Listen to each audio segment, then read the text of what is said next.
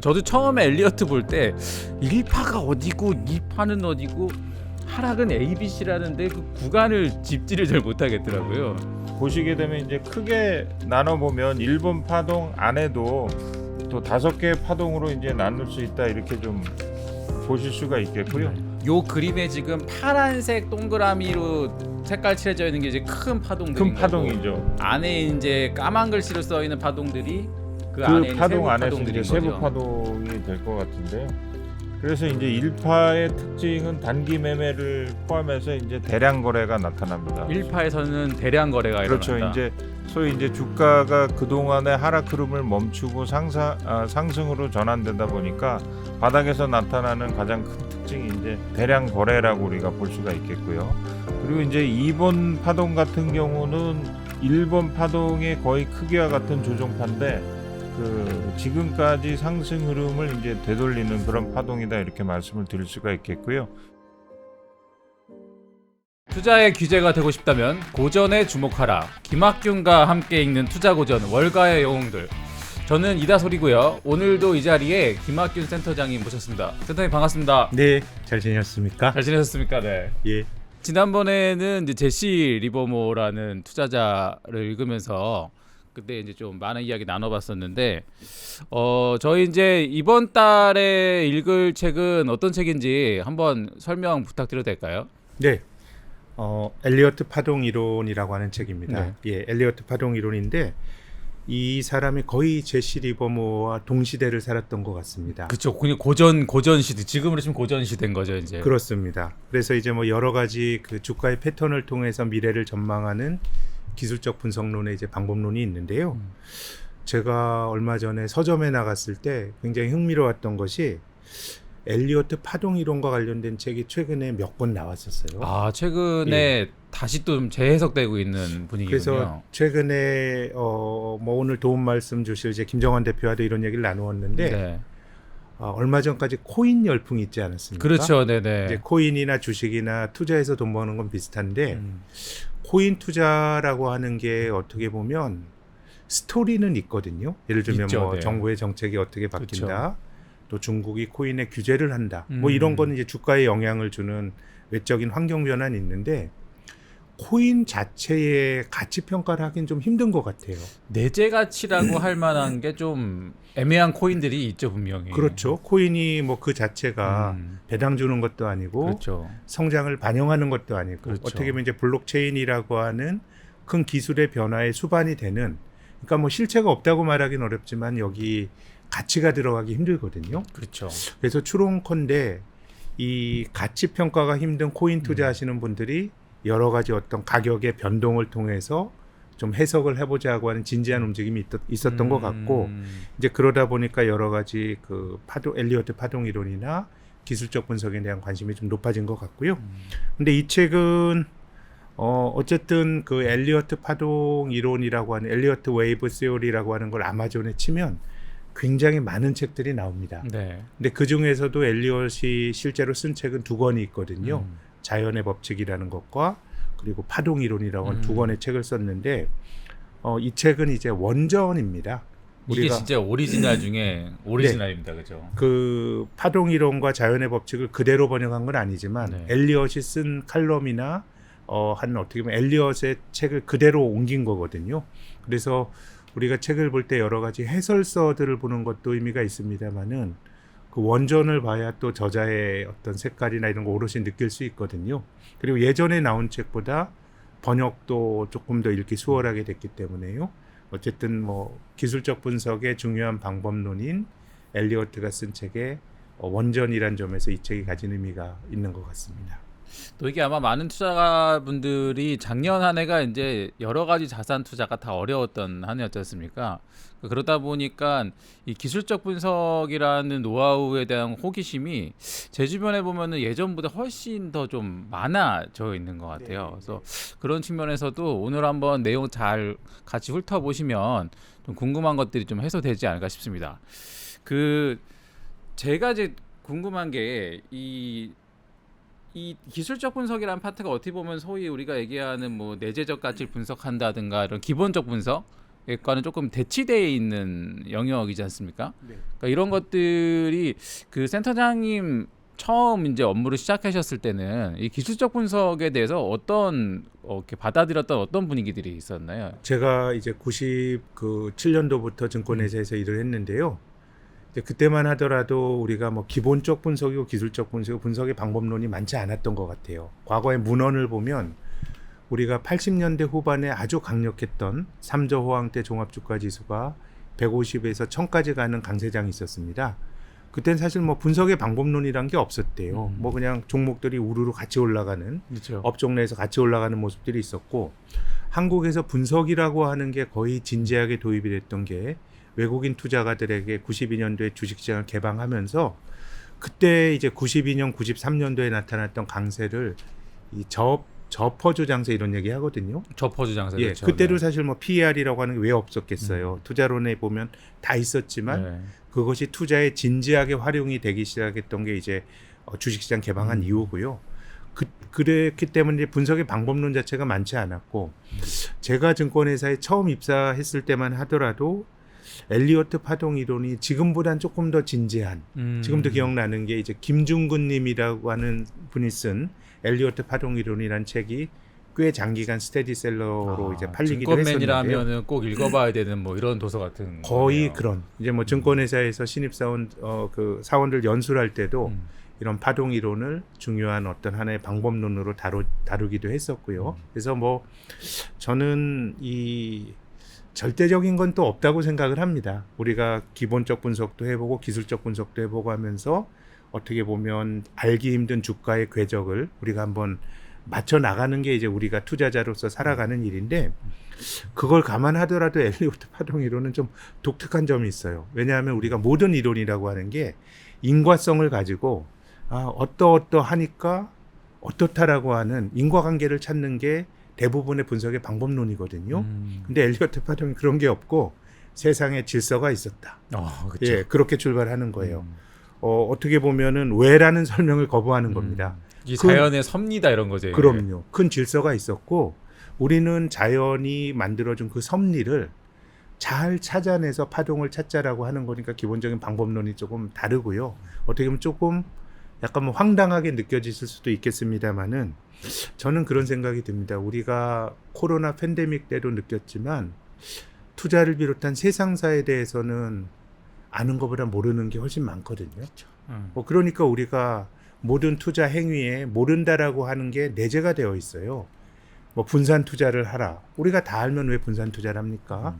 뭐 가장 좋은 거 하나만 선택을 하면 되는 것이죠. 그러니까 우리가 모르는 게 많고 실수가 내재가 늘 실수라고 하는 게 투자의 내재가 될 수 있는 건데요.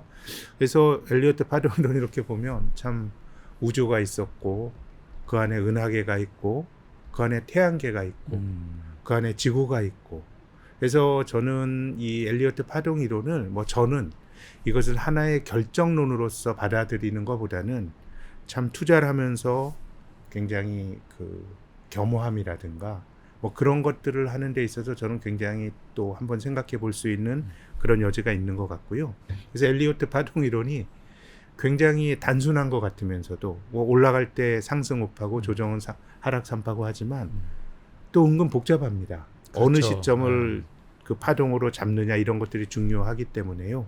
그래서 좀 오늘은 엘리어트 파동 이론에 정통한 우리나라 기술적 분석을 오랫동안 해오신 분과 함께 얘기를 해보려고 합니다. 저도 사실 이 책을 처음 받았을 때 사실 이 책이라는 게 어떤 뭐 투자 철학에 관련된 거라기보단 굉장히 이론적인 내용들이 막 집대성돼 있지 않습니까? 네, 그래서 이거를 어떻게 이제 내용을 전달하지 싶었는데 마침 또 센터장님께서 이 엘리어트 파동 이론에도 전문가 이론적 배경을 설명해 줄 분을 섭외해 주셨다고 해서 굉장히 안도하면서 오늘 왔거든요. 그럼요. 만약에 제가 이 책을 그러니까요. 보고 하나의 독자로서 의견을 말씀드릴 수는 있겠지만 뭐 충분히 이 얘기를 할 만한 그런 소양은 저도 없고요. 그래서 뭐 제가 소개시켜 드릴까요? 네, 바로 소개 부탁드리겠습니다. 예, 김정환 님이신데요. 지금은 GB 투자자문사의 대표로 계시고요.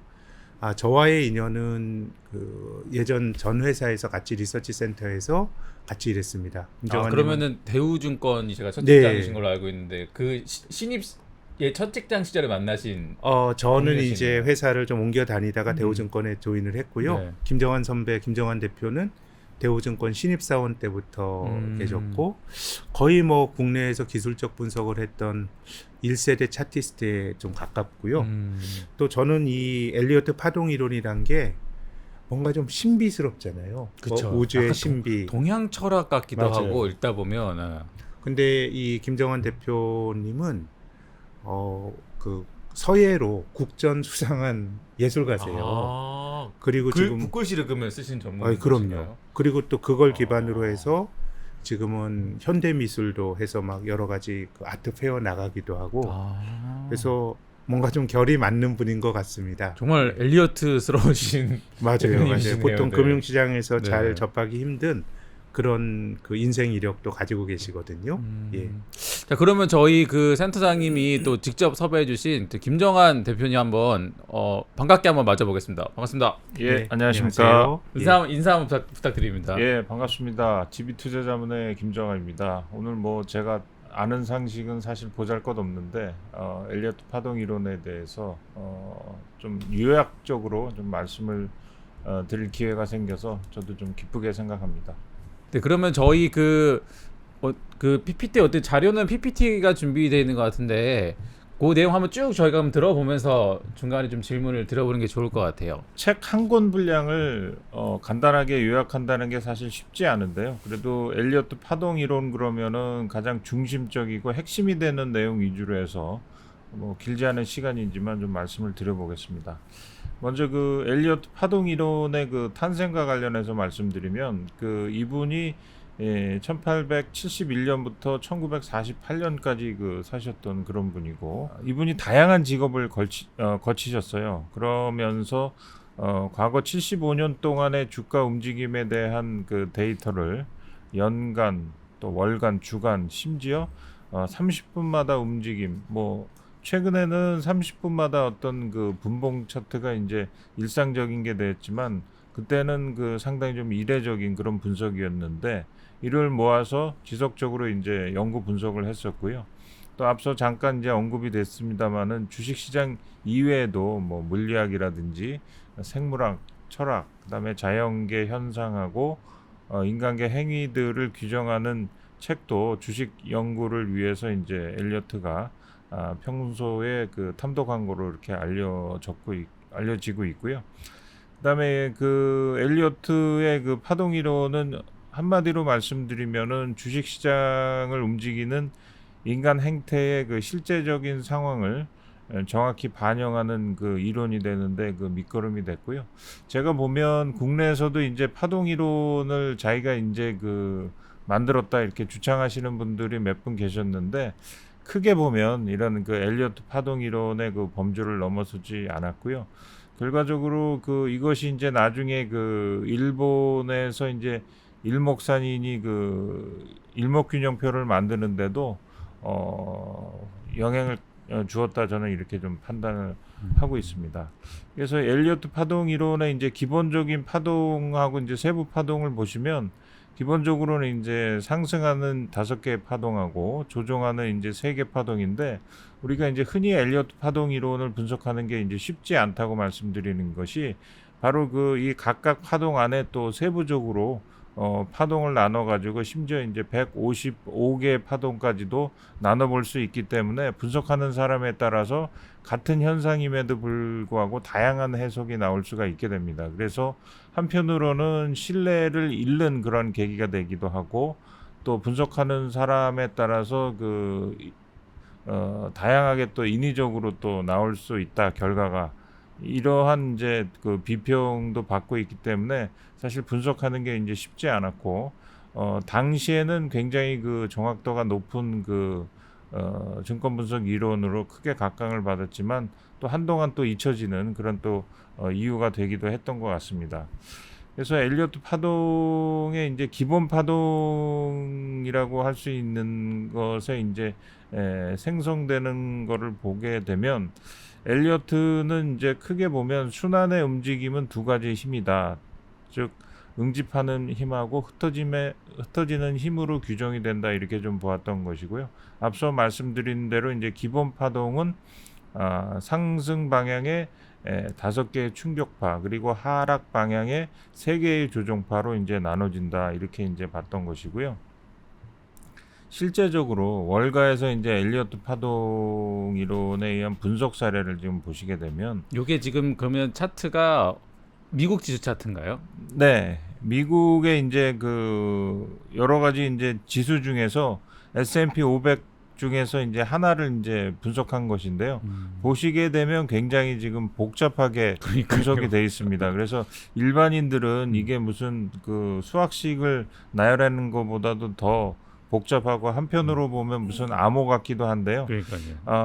앞서 말씀드리지만 실제적으로 보면 이렇게 분석하는 그 툴 자체가 굉장히 좀 정교하게도 나타날 수 있기 때문에 한편으로 좀 굉장히 어렵습니다. 이제 앞서 말씀 드렸지만 이제 김학균 센터장님이 그 아마존에 보면 엘리어트 파동 이론에 관한 서적만도 그 상당히 많다 이렇게 말씀을 해주셨는데 실제로 그 아마존에 나온 엘리어트 파동 이론의 그 서적들을 일별해 보면 굉장히 그 간단한 지금 오늘 우리가 이제 주로 보고 있는 엘리어트 파동 이론의 그 엘리어트가 쓴 책도 있지만 굉장히 지금 복잡한 그 고난이도의 그 책들도 많거든요. 그래서 거기까지 가는 데는 여러 가지 이제 수학적인 또 해석도 있어야 되고 사실 그 수준이 이제 천차만별입니다. 그러니까 이 정도 그래프를 알기 위해서는 상당히 좀 어느 고급 정도의 그 수준에 있어야 된다고 이렇게 말씀을 드릴 수가 있겠죠. 대표님 그 아까 그 미국 차트 하나 지금 보여주셨는데 네. 그 아마 요 청취 보시는 구독자분들 중에 아마 상당수는 이제 엘리어트 파동 이론 자체가 좀 처음 접해 보시는 분들 있을 것 같아요. 그래서 아까 보니까 그 파동의 모양을 그 그림으로 간단하게 그려주시는 게 있던데 그거를 좀 구간별로 한번 설명을 좀 짚어주실 수 있을까요? 네. 저도 처음에 엘리어트 볼 때 1파가 어디고 2파는 어디고 하락은 ABC라는데 그 구간을 짚지를 잘 못하겠더라고요. 그러면 좀 앞으로 돌아가서 보시면 여기 보시는 게 이제 제 1번 파동이고요. 그래서 이제 그 보시게 되면 이제 크게 나눠 보면 1번 파동 안에도 지금 보시는 바와 마찬가지로 이제 그 또 5개의 파동으로 이제 나눌 수 있다 이렇게 좀 보실 수가 있겠고요. 그다음에 이제 조정하는 게 이제 2번 파동인데 2번 파동도 지금 보시면 세부 파동은 이제 한 3개 정도 파동으로 이제 나눌 수가 있죠. 요 그림에 지금 파란색 동그라미로 색깔 칠해져 있는 게 이제 큰 파동들인 큰 파동이죠. 거고 안에 이제 까만 글씨로 써 있는 파동들이 그 안에 있는 파동 세부 안에서 파동들인 이제 세부 거죠. 파동이 될 것 같은데요. 그래서 이제 1파의 특징은 단기 매매를 포함해서 이제 대량 거래가 나타납니다. 1파에서는 대량 거래가 그렇죠. 일어난다. 이제 소위 이제 주가가 그동안의 하락 흐름을 멈추고 상승으로 전환되다 보니까 바닥에서 나타나는 가장 큰 특징이 이제 그 대량 거래라고 우리가 볼 수가 있겠고요. 그리고 이제 2번 파동 같은 경우는 1번 파동의 거의 크기와 같은 조종파인데 그 지금까지 상승 흐름을 이제 되돌리는 그런 파동이다 이렇게 말씀을 드릴 수가 있겠고요. 기본적으로 2번 파동은 1번 파동의 저점보다는 좀 위에서 멈추게 됩니다. 그리고 이제 3번 파동이 어떻게 보면 제일 하이라이트라고 말씀을 드릴 수가 있는데 3번 파동이 상승 파장의 가장 하이라이트가 되는 그렇습니다. 파동이군요. 지금 이제 여기에도 나와 있지만은 그 파동 중에서 이제 가장 긴 그러면서 가장 힘찬 그런 모습을 좀 보여주고 있고요. 역시 이제 흐름에 보시면은 1번 파동의 고점을 강하게 좀 돌파하는 그런 모습을 보여주고요. 앞서 말씀드린 대로 이제 그 상승의 동력이 가장 그 세다 이렇게 말씀을 드렸는데 그렇게 되니까 이제 거래량도 최대가 되면서 또 흔히 이제 갭 상승 같은 것도 그 3번 파동 흐름에서는 이제 종종 우리가 발견할 수가 있고요. 저희 이게 그 개인 투자가를 좋아하시는 신고가 그렇죠. 신고가 나는 모양이네요, 그렇죠? 네네. 그리고 이제 반면에 4번 파동은 또 이제 조종 파동이라고 이제 볼 수가 있겠습니다. 그러니까 2번 파동하고 이제 그 같은 조종 파동이지만은 그 앞선 2번 파동보다는 조금 더 좀 복잡한 경우가 많고요. 그 다음에 이제 여기서 이제 좀 불문율이랄까요? 그게 있다면은 4번 파동의 그 저점이 1번 파동보다는 좀 높아야 된다. 이렇게 이제 말씀을 드릴 수가 있고요. 4번 파동의 저점이 1번 파동의 고점보다 고점보다는 위에 있어야 높아야 된다. 된다. 이렇게 그러니까 말씀을 직전 파동의 고점보다 위쪽에서 놀아야 그렇습니다. 큰 추세는 아직 안 꺾이고 네네. 진행되고 있다고 해석을 할 수 있겠네요. 네네. 그리고 그 5번 파동은 이제 상승 흐름의 이제 마지막 그 랠리다 이렇게 말씀을 드릴 수가 있겠는데 그 앞서 말씀드린 이제 3번 파동보다는 이제 힘이 좀 약합니다. 그러면서 이제 길어지는 경우도 있긴 하는데 대부분 이제 5번 파동의 길이 자체는 3번 파동보다는 그 길지가 않고요. 그러니까 상대적으로 힘이 5번 파동이 3번 파동보다는 좀 작다 이렇게 말씀을 드릴 수가 있겠습니다. 그래서 5번 파동이 완성되면 비로소 이제 상승 흐름이 이제 마무리된다 이렇게 좀 파악을 하시면 될 것 같고요. 좀 상승 파동은 3번의 상승과 2번의 조정이 조정을 있는데 겪게 되고 그 중에서 이제 가장 강력한 상승은 3번이라고 3번 불리는 파동이죠. 두 번째 상승이 그렇습니다. 가장 강력하고 예, 대신에 이제 두 번째 상승이 조정이 나올 때 첫 번째 파동의 고점을 깨면 네, 약간 엘리어트 이론상으로는 뭔가 추세가 좀 훼손됐다라고 해석할 수도 그렇습니다. 있는 거겠네요. 네, 그래서 역시 이제 그 우리가 이제 엘리어트 파동 이론으로 이제 매매 타이밍을 잡는다면 역시 이제 맨 마지막에는 이제 5번 파동 거의 이제 끝자락쯤에 주식을 이제 서서히 좀 정리를 해야 된다 이렇게 말씀을 드릴 수가 있겠고요. 그래서 조종 이제 A 파동은 5번 파동의 그 상승에 대한 반작용으로 일어나는 조정 흐름인데 그 우리가 이제 흔히 하는 오해가 A번 파동에 대해서는 상승 흐름에 대한 일시적인 조정이다 이렇게 많이 이제 오해를 하게 되는데 또 사실은 이게 이제 조정의 시작인 것이죠. 그래서 앞서 말씀드렸지만 그 5번 파동 끝자락에 그 주식을 팔아야 되는데 마지막 기회가 되는 것이 바로 이제 A 파동 이후에 B 파동, 다시 말하면 하락 국면 이후에 반등 국면에서 마지막 이제 매도 기회를 우리가 갖는 것이죠. 그러면 저기가 뭐 소위 주식격을에 나오는 한 어깨 정도에 그렇습니다. 해당하는 게 네, B라고 네. 보면 될까요? 네, 저희가? 마지막에 어떻게 보면 그 매도할 수 있는 기회를 주는 것이다 이렇게 좀 볼 수가 있겠고요. 그리고 이제 C 파동은 이제 그 기존의 이제 이 흐름 자체가 어떤 상승 흐름에 대한 기대를 이제 완전히 깨주는 것이죠. 지금 보시게 되면은 그 A 파동 저점보다 이제 C 파동이 더 낮아지면서 이른바 이제 그 절대적인 그 파동이 완성되는 그 모양을 이제 갖추게 되는데 이렇게 되면은 이제 전체적으로 이제 상승 흐름이 이제 완전히 마무리된다 이렇게 볼 수가 있는 것이죠.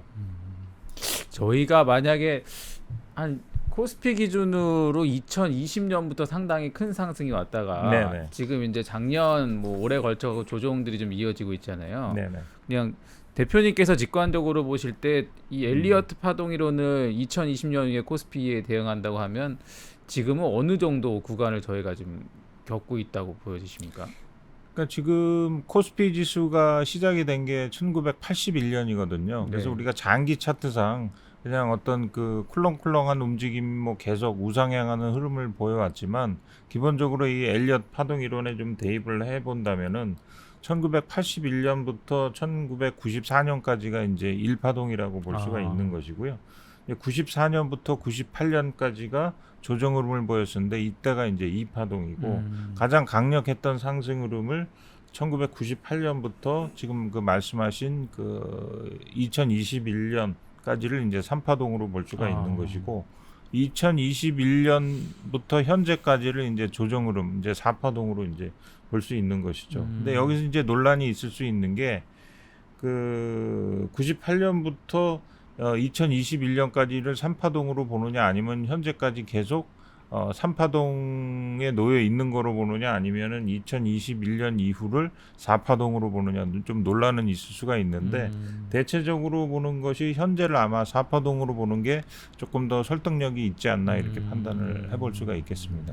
그럼 3파동 때 외환위기 때 저점이 280이고 네네. 2021년에 3,300까지 갔으니까 그렇죠. 정말 11배? 예, 11배 예. 넘게 올랐군요. 네, 네. 예, 그러네. 그 파동. 진짜 네. 3파가 제일 강력하긴 했네요, 진짜. 네. 그래서 앞으로 뭐 이제 마지막 5파동이 남은 거로도 볼 수 있는데 그래도 아무래도 뭐 3파동의 어떤 그런 강력한 힘은 또 다시금 찾아보기는 쉽지 않겠다 이런 흐름이 듭니다.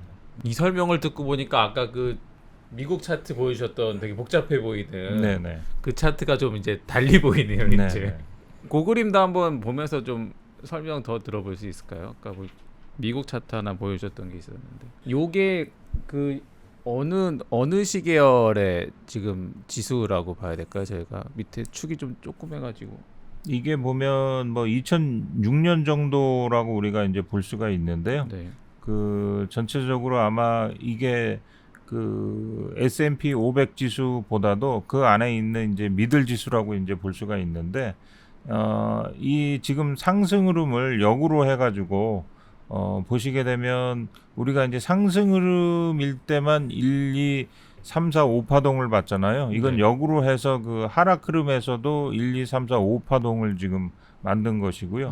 또 조정 흐름을 역으로 해가지고 지금 보시면 A, B, C 파동이 또 상승 흐름으로 이렇게 되어 있습니다. 그래서 보면 같은 파동이라도 이렇게 그 이걸 응용해가지고 엘리어트 파동 이론을 또 적용한 또 사례가 있고요. 그다음에 이제 여기서 많이 나오는 것이 이제 조정 폭에 대한 얘기인데, 조정폭. 예, 또 상승 폭에 대한 흐름일 수도 있고요. 그것을 이제 그 피보나치 되돌림 비율로 인해 응용해가지고 우리가 이제 그 적절하게 그 저항선하고 지지선을 우리가 이제 설정을 해놓고 다음 그 흐름에서 어느 정도 그 저항선에 걸릴 것이냐 이것을 이제 미리 예단을 해볼 수가 있는 것이죠. 그 대표님 준비해 준 자료에 보니까 이 뭐 각 파동의 이름들이랑 뭐 기간들도 굉장히 네네. 중요하다 적혀 있던데, 네네. 그거에 대해서 조금 더 세부적인 설명 한번 들어볼 수 있을까요? 그래서 전체적으로 이제 기간이 보통 이제 초기하고 장기, 중기, 이제 단기로 그 나눠지고요. 앞서 말씀 그 드린 대로 이제 각 파동이 또 소파동으로 또 계속 또 세분화되기 때문에 일단 그 대충 보면은 가장 긴 파동을 한 50년 정도 주기로 이제 파악을 하고 있고요.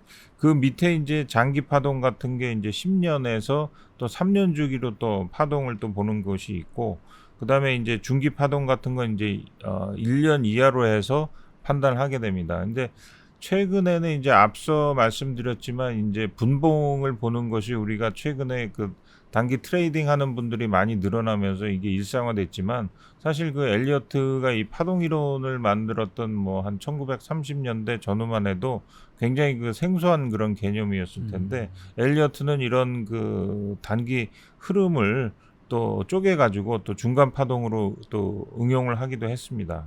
그런 것들이 이제 중간 파동으로 좀 나타나는 것이고요. 그 밑에는 이제 소파동으로 해가지고 또 분봉이라든지 뭐 이런 거를 가지고 또 엘리어트 파동 이론에 대입을 해가지고 또 트레이딩 하시는 분들이 이제 보는 것들이 소파동이라든지 뭐 미세파동, 초미세파동, 뭐 극초미세 파동 이렇게 또 이제 분류를 해볼 수가 있겠습니다. 하긴 저희는 지금 사실 HTS 내지는 MTS만 켜도 봉 차트들이 다 진짜 말씀 주신 대로 뭐 분봉, 어떤 분들은 틱봉까지 보시는데, 사실 이 책의 저자인 엘리어트가 살던 시대는 그런 시대가 전혀 아니잖아요. 그렇죠? 그렇죠. 저도 이제 뭐 제가 94년도에 대우증권에 입사했는데요. 그때 제일 막내가 하는 일이, 저는 지점으로 이제 발령을 받았었는데 매일 이 저 캔들 차트 그리는 게 일이었거든요. 캔들 차트 어디다 그리셨어요? 그러니까 이게 이제 새해가 되면 그 지점으로 본사에서 큰 그 차트가 와요. 장기 차트. 네. 그럼 매일 이제 제일 그 막내 사원이 거기다가 이제 뒤에다가 이제 이어서 가는 거예요. 캔들을 계속 그리는 거죠. 1년 내내 그리는 거죠. 그럼 그 이제, 사이즈가 엄청 컸겠네요. 예, 그리고 상당히 컸죠. 근데 그거를 그리면서 또 얻는 점이 있죠. 그 자기가 이제 실제적으로 그리면서 이렇게 그냥 그 우리가 HTS 시스템의 그 어떤 시스템화된 차트를 직접 보는 거하고 자기가 또 직접 그 아날로그지만 그리는 거하고 또 그 차이가 있더라고요. 예. 그러니까 엘리어트 시대에도 그냥 종이 크게 펴놓고서 진짜 그렇죠. 소위 한 땀 한 땀 네네. 그림 점 찍고 네. 봉 만들고 이러면서 이제 그리던 네. 그런 시대였겠네요. 네. 근데 그 요즘 보면 이 엘리엇 파동 이론을 공학적으로 해서 소프트웨어로 만들어서 네네. 이 파는 업자들도 있어요. 그렇죠. 구글링을 해보면 있거든요. 네, 근데 네. 이게 사실은 파동을 짓고 저가와 고가의 패턴들을 어쨌든 데이터는 있으니까 네네. 이게 공학적으로 할 수 있을 것 같긴 하거든요. 네네. 근데 거기에 대해서는 어떻게 생각하세요? 저는 이제 앞으로 공학적으로 뭐 AI가 발달하고 그러면은 분석이 이제 점점 이제 정교해질 수 있고요. 아까 이제 기술적 분석에 대해서 쭉 그 말씀을 나눴는데 사실은 이제 기술적 분석이 그 이런 어떤 증권 분석의 이제 시초라고 볼 수가 있습니다. 그렇죠. 네. 증권 분석을 할 때 처음부터 이 펀더멘탈 분석이 나온 게 아니고 시초는 이 기술적 분석이 나오면서 뭐 다우 이론이라든지 지금 말씀드린 엘리어트 파동 이론 같은 게 이제 생기면서 어떤 새로운 장이 열렸거든요. 근데 이제 그 이런 펀더멘탈 분석은 그러면 언제 나왔냐면 1932년에 그 유명한 이제 벤자민 그레이엄이 증권 분석이라는 이제 책을 갖고 등장을 함으로 인해 가지고 우리가 이제 펀더멘탈 분석이 열렸는데 사실은 이때 보면은 이 펀더멘탈 분석하는 사람들이 그 기술적 분석을 의도적으로 많이 눌렀습니다. 그래서 그 알프레드 콜스라는 사람이 보면 그 다우 이론을 연구하던 그 해밀턴 연구 같은 경우를 그 인위적으로 조작을 해가지고 굉장히 그 근거 없는 거로 이제 몰아붙였거든요. 근데 이제 예일 대학에서 1998년에 이걸 다시 지금 말씀드린 그 어떤 퀀트적인 기법으로 해서 다시 분석을 했더니 그때 그 해밀턴이 연구했던 게 상당히 근거가 있고 맞았다 이런 그 사례가 이제 점차 발견이 되고 있거든요. 그래서 최근에 보면 그 펀더멘탈 분석보다도 그 이러한 그 공학적인 걸 연구해서 기술적인 분석을 좀 새롭게 시도하는 그런 연구들이 좀 많이 그 늘어나고 있고요. 그런 그 연구들이 이제 미국 그 재무학회 그 연구제도 많이 좀 발표되고 있어서 앞으로 이 어떤 그 전혀 그 랜덤 워크 같은 이 증권 분석을 어떤 체계적으로 분석하고 또 알고자 또 노력들은 계속 좀 이어지지 않겠나 이렇게 판단을 해볼 수가 있겠습니다. 초반에 이 두 진영이 굉장히 치열한 라이벌 관계였군요. 네, 근데 그렇습니다. 초기에는 지금 김 대표 말씀하신 것처럼 이게 기본적 분석이 들어갈 여지가 별로 없었습니다. 왜냐하면 우리가 지금 우리나라도 3개월에 한 번씩 기업들의 그 사업 보고서는 그렇죠. 재무제표 보잖아요. 실적 발표 나오고. 근데 벤자민 그레이엄의 자서전을 보면 이 1920년 이 사람이 이제 그 20세기 초반부터 주식 투자를 했으니까요. 1920년대만 하더라도 기업들이 자기 실적을 제대로 공시도 안 했어요.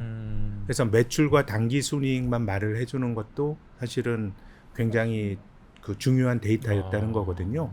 그러니까 어떻게 보면 펀더멘탈 분석이라고 하는 게 기본적으로 기업에 대한 내용들을 아는 건데, 근데 이제 분석을 할 만한 데이터의 양이라든가 그렇죠. 정비가 되지 못하니까 어떻게 보면 이제 주가의 패턴을 보고 미래를 보려고 하는 움직임들이 있었던 것이고, 이제 그러다 보니까 역사로만 놓고 보면 말씀하신 것처럼 이제 기술적 분석의 역사가 훨씬 길다고 말할 수 있겠죠.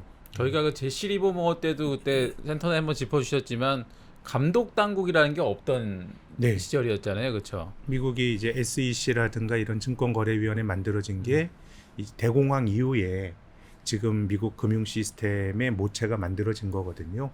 그렇기 때문에 어떻게 보면 이제 20세기 초반까지만 하더라도 이제 증권의 분석의 방법론은 기술적 분석인 경우들이 굉장히 많았다고 볼 수가 있죠.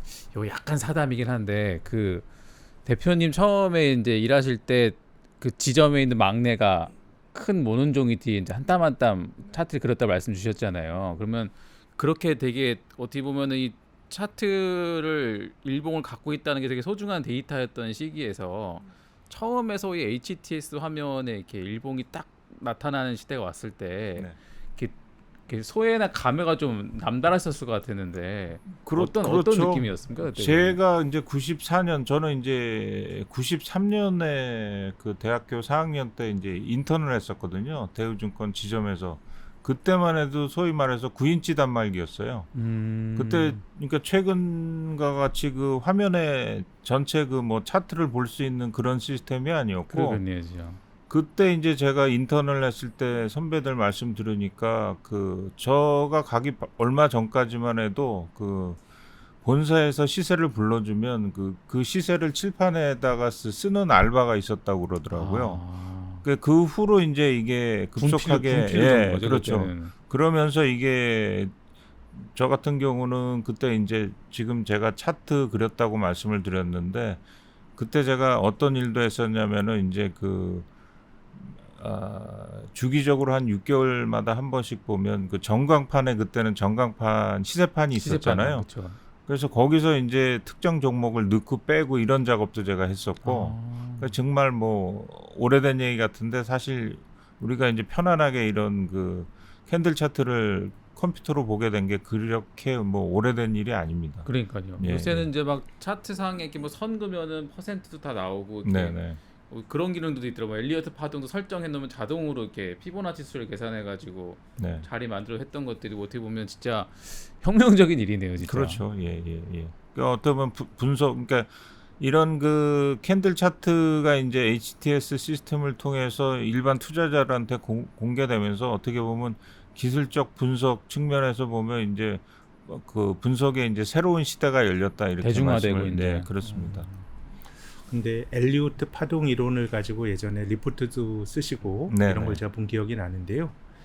이게 기본적인 논리가 큰 파동이 있고 네. 또 큰 파동은 또 작은 파동으로 나누어지고 뭐 네네. 이런 거잖아요. 네네.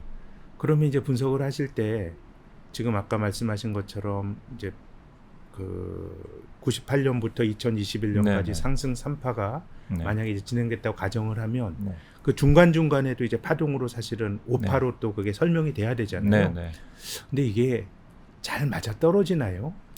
잘 맞아 떨어지지가 않습니다. 근데 그게 사실 네, 어떻게 네. 보면 네. 엘리어트 파동 이론이 우리가 그 인과성은 모르더라도 네네. 어떤 법칙을 반영해서 패턴을 본다 그러면 네네. 지금이 어떤 파동이냐를 가늠하는 게 네. 사실은 핵심이지 않습니까? 네네. 근데 되게 복잡하더라고요. 네. 특히 제가 예전에도 엘리어트 파동을 읽을 때도 그랬는데 연장이라고 하는 개념이 있어요. 네네. 깔끔하게 올라가는 게 올라갈 때 5파고 떨어질 때 3파가 아니고 네. 뭐가 연장이 되고 이런 예외들이 좀 많은데요. 네네. 거기에 대해서 좀 설명을 부탁드립니다.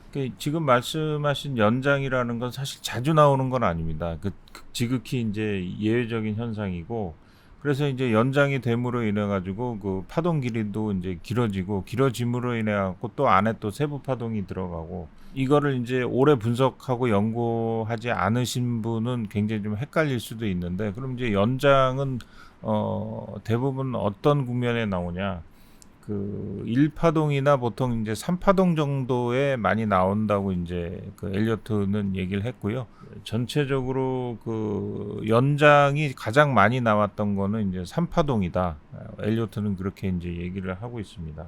그래서 전체적으로 그 파동 자체가 그 저희가 이제 그 기술적 분석의 하나의 도구로서 그 분석도 하고 그랬습니다만은 지금도 이제 2000년대 후반이나 2010년 요때 보면 좀 나름대로 이제 국내 증권사에서 기술적 분석을 좀 활발하게 할 때인데, 그때 이제 같은 코스피를 놓고도 엘리어트 파동 이론으로 분석을 했는데 그 분석하는 그 잣대 자체가 전부 제각각이었어요. 그때 굉장히 좀 흥미로웠던 일인데, 같은 지수인데도 그 보는 또 분석하는 사람에 따라서 이렇게도 또 달리 볼 수 있구나 하고 좀 느꼈던 기억이 있습니다. 어떻게 보면은 또 해석하는 사람의 또 이게 주관의 여지가 또 많이 작용할 그럼요. 수 있는 네, 그런 그런 이론적 것 같아요. 부분이 있네요. 네. 네. 그리고 오히려 어떻게 보면 또 뭔가 인과성을 가지고 자연의 법칙이 그대로 적용되는 것보다 네. 그게 어떻게 보면 또 이론으로서 네. 사람 살아가는 우리가 활용할 수 있는 이론으로서 또 의미가 있는 것 같은데, 전 사실 엘리어트 파동 이론을 보면서 이것을 뭐 아주 심각하게 한국 시장을 그걸로 해석하고자 하는 노력도 뭐 진지하게 해본 적은 없는데, 그래도 저는 그 정신이나 우리가 일반적으로 응용할 수 있는 포인트들은 있다고 생각합니다. 예를 들면은 아까 대표님 말씀하신 것처럼 이 파동의 절대 그 절대 법칙 같은 게 있잖아요. 1파는 상승파고 2파는 조정파인데 2파의 조정파가 상승파의 저점을 깨고 내려가면 안 된다. 그렇죠. 뭐 이런 네, 것들이 네, 있어요. 네, 네. 또 조정파인 4파가 1파의 고점 밑으로 떨어지면 안 된다. 이런 것들이 어떻게 보면 저는 기술적 분석이 의미를 가질 수 있는 거는 주가라고 하는 게 여러 가지 사람들의 집단지성이 반영이 된 결과고 그것이 일종의 추세가 있다라고 하는 건데요. 우리가 상승 추세, 하락 추세 이렇게 얘기를 하는데 일반적으로 이 우리가 투자자들이나 뭐 기자분들이나 이런 분들이 주로 질문하는 게 올라갈 때는 어디까지 올라갈 것 같으세요? 라는 질문을 그쵸. 많이 하고요. 그렇죠. 또 떨어질 때는 어디가 바닥이에요? 라고 질문을 네. 합니다. 질문 자체가 굉장히 추세 추종적이죠. 추세 추종적인데 제 생각에는 조금은 이게 우리가 아는 추세와는 음. 좀 다를 수 있는 게, 저는 이제 기술적 분석가의 기본적 분석의 관점에서 보면 적정한 고점과 저점을 우리가 가늠할 수는 있는데, 근데 우리가 기본적 분석으로 투자한다고 하더라도 사실은 그 기본적 분석, 특히 이제 워렌 버핏과 같은 사람이 갖고 있는 철학은 시장은 좀 합리적이지 않을 수 있다라고 보는 거지 않습니까? 그렇죠. 시장이 비합리적이니까 시장의 실수를 찾는 거예요. 자, 그래서 저는 우리가 올라갈 때 주가의 그 기술적 분석의 추세선을 그을 때는 주식의 저점을 긋습니다. 그렇죠. 네. 떨어질 때의 추세선은 주식의 고점을 긋거든요. 네. 그래서 저는 주식이라고 하는 게 늘 뭐 아무리 강세장도 오르내림이 반복이 되죠. 그렇기 때문에 저는 기본적 분석의 시각으로 생각하더라도 이거는 이 기업의 이 주가의 내재 가치가 어느 정도라는 가늠할 뿐이지 이것이 주가가 확정적으로 가야 된다는 건 아닙니다. 그럼 그렇죠. 기본적 분석가가 돈을 못 버는 거지. 내가 생각하는 기준으로의 적정한 가치가 있는데 주가가 이것으로부터 벗어나 있을 때 결국 트레이딩의 기회가 생기는 거거든요. 근데 저는 이제 우리가 올라가는 장에서 저점을 추세를 선을 긋는 그 정신은 엘리어트 파동 이론의 법칙과 전 유사하다고 봐요. 강세장은 오르내림이 반복이 되는데 오를 때 많이 오르고 떨어질 때 조금 떨어지는 게 이게 강세의 강세장이죠. 리듬이거든요. 그렇죠. 네. 그러니까 엘리어트 파동 이론이 2파가 1파 밑으로 떨어지면 안 된다는 게, 그럼 한 번 오르는 것보다 조정파가 더 길다 그러면 이거 강세장이 아니란 얘기거든요. 뭔가 틀어진 거죠, 이제. 그런 네. 거죠. 그럼 이제 우리가 파동을 잘못 잡았다라고 엘리어트 파동 이론식으로 해석을 그렇지. 하면 그런 1파가 아니라 다른 파동이었을 개연성이 있는 건데, 저는 주식을 볼 때도 그런 게 추세가 있다 그러면 강세장은 조정이 중요한 것 같아요. 예를 들면 강세장에서 조정이 너무 심하게 나타나면 그렇죠. 이건 강세장이 아닌 거지. 그렇죠. 그러니까 저는 주가라고 하는 게 어떻게 보면 물리학적인 관성과 가속도 이런 속성이 있는 것 같습니다. 그러니까 우리가 강세장에서 저점을 긋는 거는 조정이 있을 수 있어. 그렇지만은 조정의 마지노선을 깨지 않으면 상승 추세가 유지될 수 있다라고 보기 때문에 상승 추세선의 저점을 아래를 긋는 것 같고요. 그렇죠. 하락 추세선의 고점을 하락 추세선을 주가의 고점을 긋는 이유는 이게 약세장은 떨어질 때 많이 떨어지고 올라갈 땐 조금 올라가는 거야.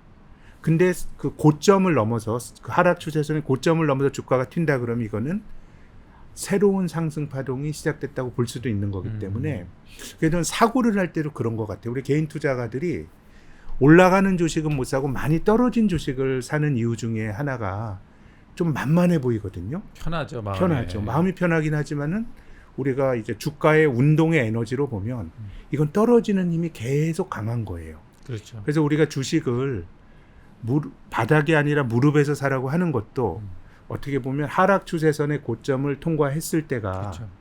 아주 바닥보단 비싸지만은 하락의 리듬이 에너지가 바뀌는 국면인 것이죠. 그렇게 본다 그러면 우리가 뭐 기계적으로 엘리어트 파동 이론을 잘 적용하고 이런 것도 중요하지만 저는 강세장에선 저점이 중요한 것 같아요.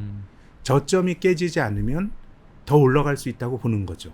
근데 이제 엘리어트 파동 이론을 보면 이 예를 들면 5파의 목표치도 추세선을 통해서 가늠할 수는 있잖아요. 그렇죠. 예, 뭐 그럴 수는 있지만 뭐 기본적으로 뭐 이제 기본적 분석가들의 펀더멘탈 분석으로 보더라도 이것은 이 기업이 가지고 있는 어떻게 보면 장기적으로 돌아올 거라고 믿는 내재 가치이지 이게 뭐 주가의 뭐 그 운동을 설명할 수 있는 건 아니거든요. 그렇기 때문에 우리가 올라갈 때는 고점을 고민하고 떨어질 땐 저점을 고민하지만 우리가 기본적 분석을 통해서 대략 어느 게 비싸다 싸다 고평가돼 있다 저평가됐다는 분석은 할 수는 있지만 그것 자체가 제 생각엔 좀 그렇게 생산적인 일이 아닌 것 같아요. 올라갈 땐 생각보다 더 많이 오르고 그렇죠. 떨어질 땐 생각보다 더 많이 떨어진 게 또 주가의 속성이니까 이런 어떤 운동의 그 조정과 아니면 작용과 반작용의 강도 이런 것들도 한번 생각해 볼 여지가 있는 것 같습니다. 저도 이제 현장에서 운용하다 보면 되게 기술적 분석들 특히 뭐 엘리어트 파동 이런 거 이렇게 도움을 받는 경우가 이게 보통 우리가 이 호재랑 악재가 항상 뒤늦게 나타나잖아요. 근데 그게 이미 뭔가 주식의 어떤 에너지나 기운에는 반영이 되고 있고 그러면 이제 우리가 그런 어떤 호재나 악재를 다 파악한 뒤에 대응을 하면 사실 뭐 꼭지를 잡거나 길 놓치는 경우들이 많은데 그러니까 이제 현장에서 저희가 장중에 제일 많이 얘기가 이거 좀 뭔가 이상하다.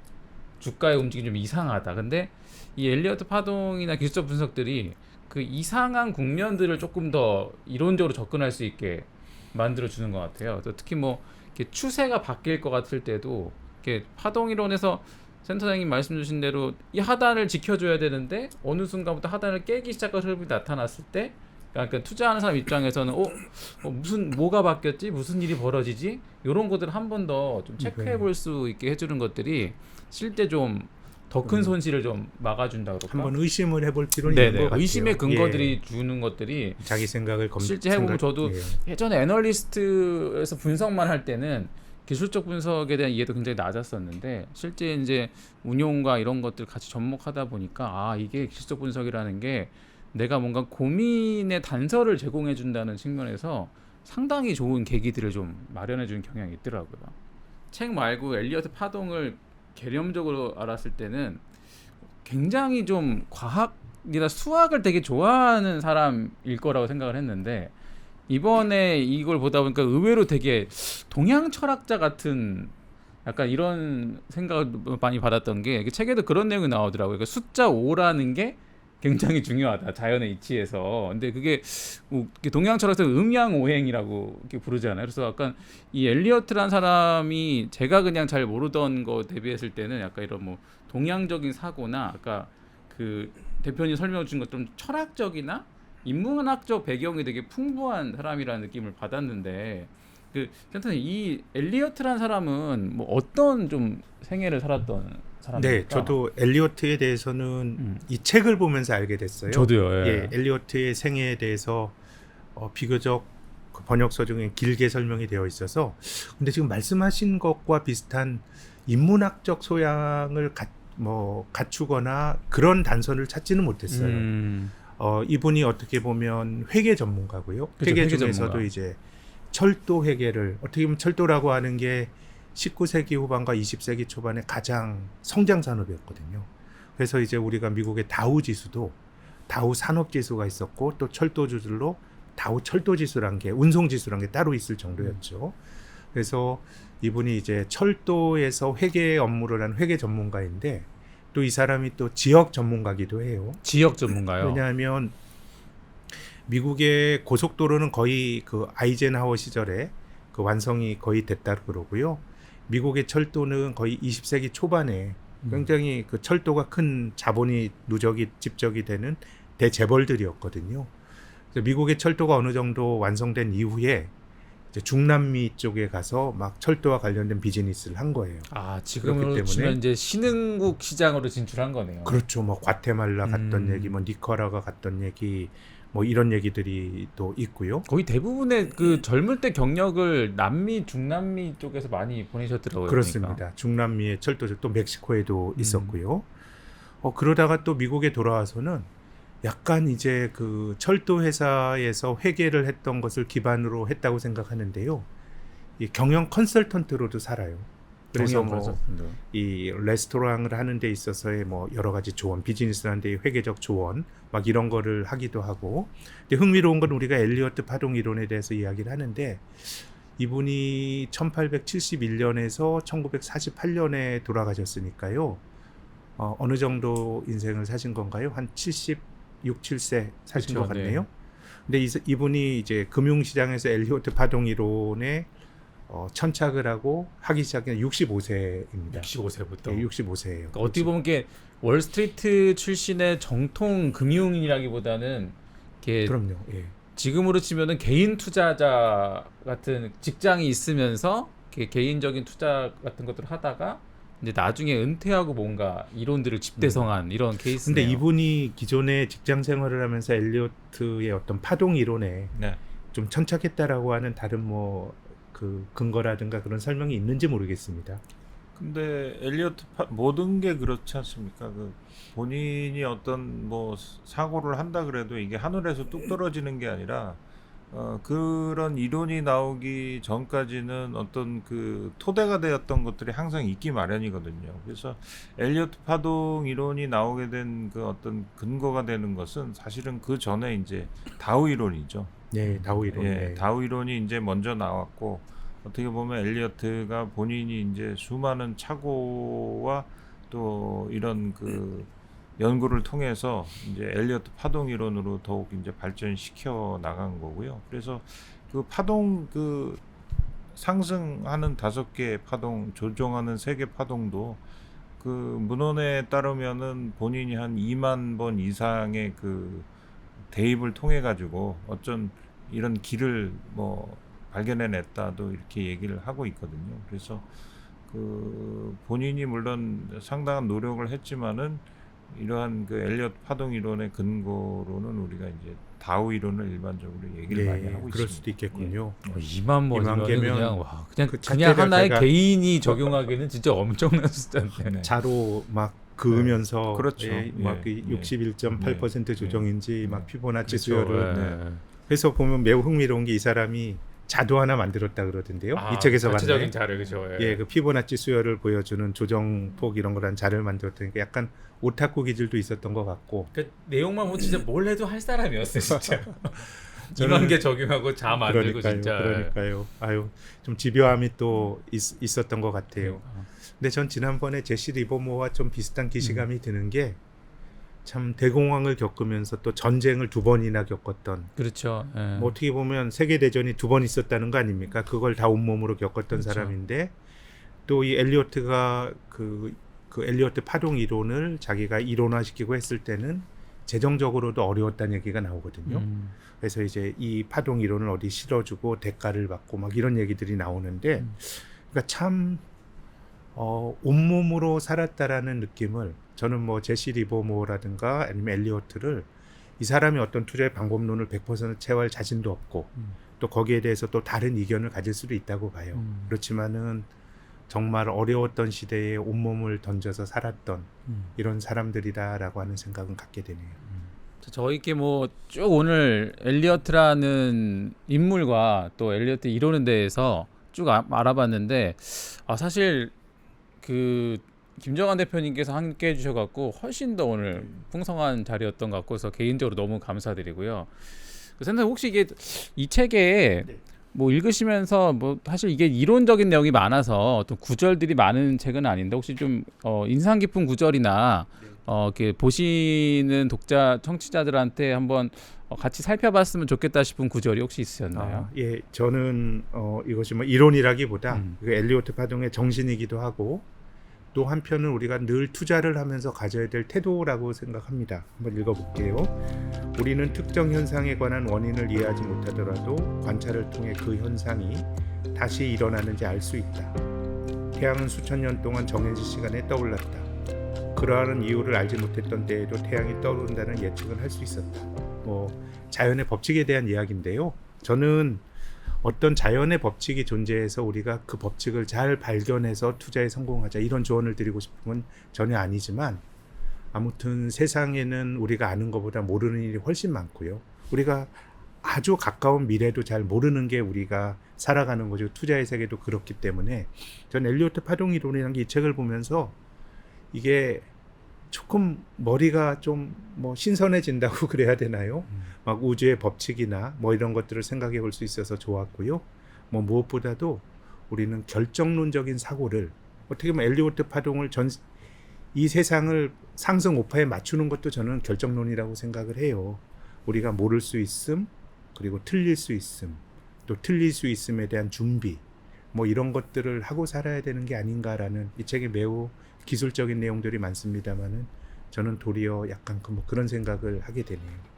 오늘은 기술적 분석의 시작과 끝이라고 불리우는 엘리어트 파동 이론에 대해서 분석해봤고요. 오늘 소개해드린 책 꼭 다시 한번 읽어보시고 저희는 오늘 여기서 인사드리고 다음 시간에 만나겠습니다. 감사합니다. 감사합니다. 장 시작 전부터 종료까지 쏟아지는 수많은 뉴스와 정보들. 이 중에서 어떤 것이 투자에 정말 도움이 되는 정보일까요? 3프로의 증시 셔터맨 박근영 마스터가 직접 정보를 선별하고 투자의 힌트를 드립니다. 시간도 아끼고 투자 아이디어도 얻는 시간, 박근영 부장의 마켓 힌트와 함께 하세요. 자세한 사항은 3프로 TV 앱과 홈페이지를 확인하세요.